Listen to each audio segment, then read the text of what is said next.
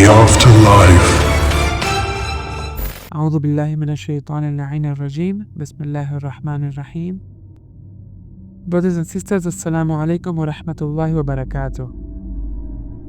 Welcome back to another episode of our ongoing series regarding Qiyamat. So far we have covered some aspects of the day of Qiyamat while others remain. Today we intend to discuss the reckoning and the accounting. So this is the Hisab which happens on the day of judgment. Secondly, we are going to discuss the path, the Sirat, and its stops along the way. So let us begin with this episode. Now Hisab, I would like to begin by stating, is an incredibly vast subject. It is such a big subject that we cannot discuss even 1% of the total resources we have on it in the time limit we have. Now, I will, however, outline certain aspects which are emphasized upon in certain books. So to begin with, what is Hisab? Hisab, now, as the term suggests, is reckoning and accounting of your deeds in this context. Now, Hisab occurs of your deeds.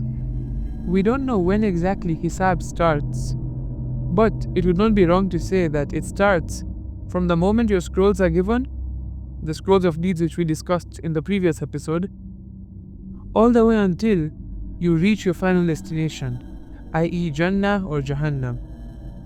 Once Hisab is completed, the Kafirs and the Mushrikeen will be sent straight to Hellfire, as is suggested in multiple Hadith and verses of the Quran. I would state just one verse to help emphasize my point. From Surah Nisa verse 48, as you can see on your screens right now, the disbelievers will be sent straight to the Hellfire, for there is no forgiveness for he who does shirk. Now, on the other side of the spectrum, certain believers will be sent straight to Jannah. Now, the remaining, those who still remain without going to Jahannam or to Jannah, these people, they aren't to be categorized by people like you and I. They will be categorized based on different aspects of their beliefs and other factors, such as if they have any good deeds to their names. For example, Silatul Raham. Do the Holy Prophet, the Aimma, or does anybody want to intercede for them?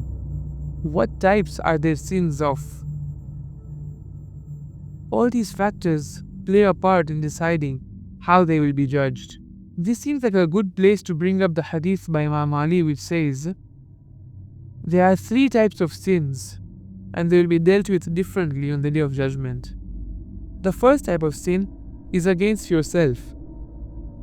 So this includes missing salah, missing saum, etc. Basically, you're not fulfilling your obligation.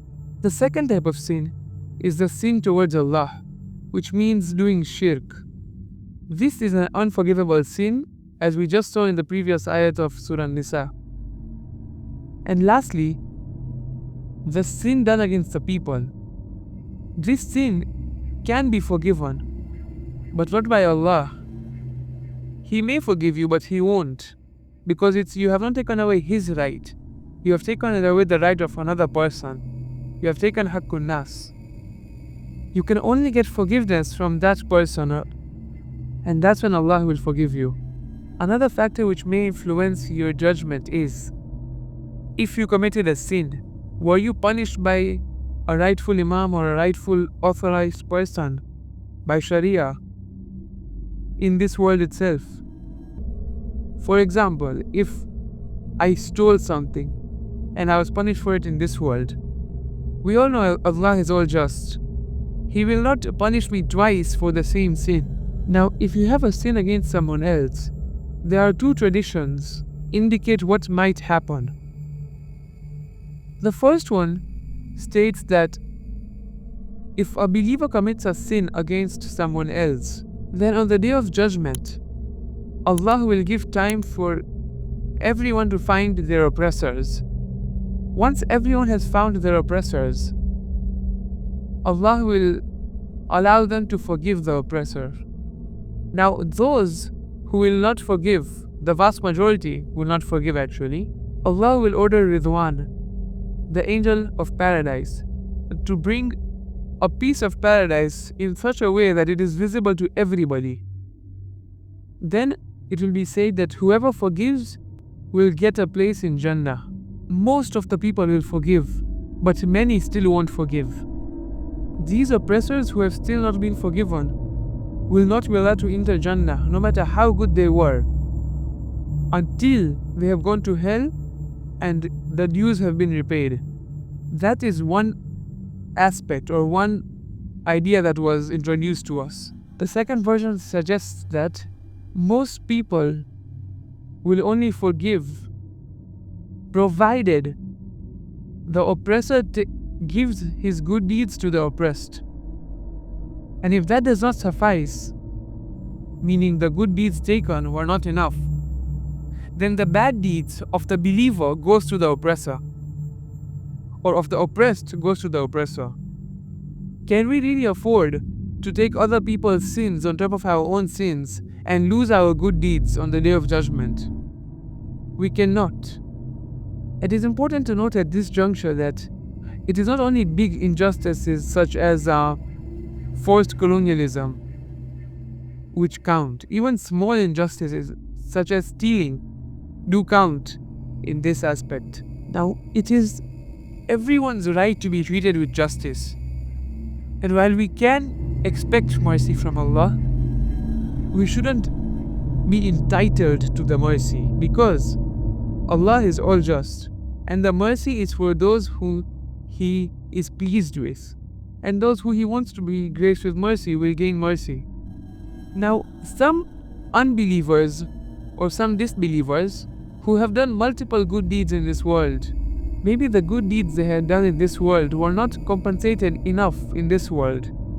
So what happens to these people? For example, Hatim, the ruler, he was known for charity to such an extent he gave away his riches in charity.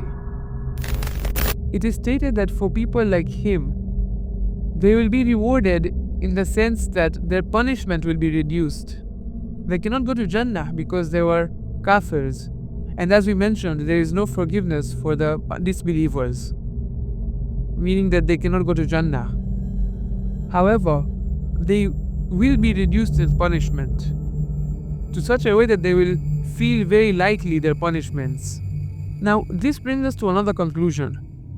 The second conclusion here is, a believer is destined to go to Jannah. Now the question is, does he go to Jannah straight away, or does he have to go through hell and then go to Jannah? If you remember from a few episodes back, we had mentioned that there is a squeeze in the grave which can help us reduce your punishments, even negate them if your sins were few, or you undergo your punishment in barzakh, or you undergo your punishment in this world through tribulations and trials. If these do not suffice as your punishment, that person will go to hell until the time where his sins have been compensated with their punishments, and then the believer goes to Jannah. However, as we know, Allah is Ar-Rahman, but He is also Ar-Rahim, which means He has a special kind of mercy towards the believers. Allah may excuse a person from hellfire because of one or two good deeds that pleased Allah significantly. Or maybe He gets the shafa'at of other people, like the Ahlul Bayt alayhimus salam, or others, believers. In these cases, Allah will forgive the person. Now, it is important to note here that this doesn't mean that we rely solely on intercession. It's not like we commit bad deeds in this world continuously and hope to get shafa'at from Imam Ali alayhi salam on the Day of Judgment. Imam Ali alayhi salam has stated that some believers will not get our intercession for 300,000 years. Imagine being in the fire of hell for 300,000 years. We cannot really afford that, so we should do good deeds in this world to at least minimize, if not nullify, our time in Jahannam. Now this Hisab which we were talking about, the accounting, there are two different versions of what will be accounted for. Number one is that you won't be accounted for things you use in a halal way. So for example, if I use some money in a halal way for giving charity, for example, it will not be accounted for. Now the second hadith states that in the lawful things of the world is reckoning, which is hisab, and the unlawful things of the world is punishment. How do you reconcile these two hadiths? Well, maybe the first type refers to the believers, where they will be questioned only about the things they use unlawfully, while for the disbelievers, they will be questioned for both what they use lawfully and unlawfully. This commentary and piece of work can be found in Allama Majlisi radiallahu anhum's works. Maybe you won't be questioned about your necessities like food, shelter, spouse, water usage, for example, while those things which you hoarded like wealth in forms of money, land, that is in excess of your needs, and in Sharia terms is considered hoarding, these things will be accounted for as unlawful, perhaps. Now, once an atheist came to Imam Ali asking him about why different verses of the Holy Quran speak of Qiyamah in different ways. He thought it's in a contradictory form. Imam Ali clarified that these different verses speak of different times of the Day of Judgment.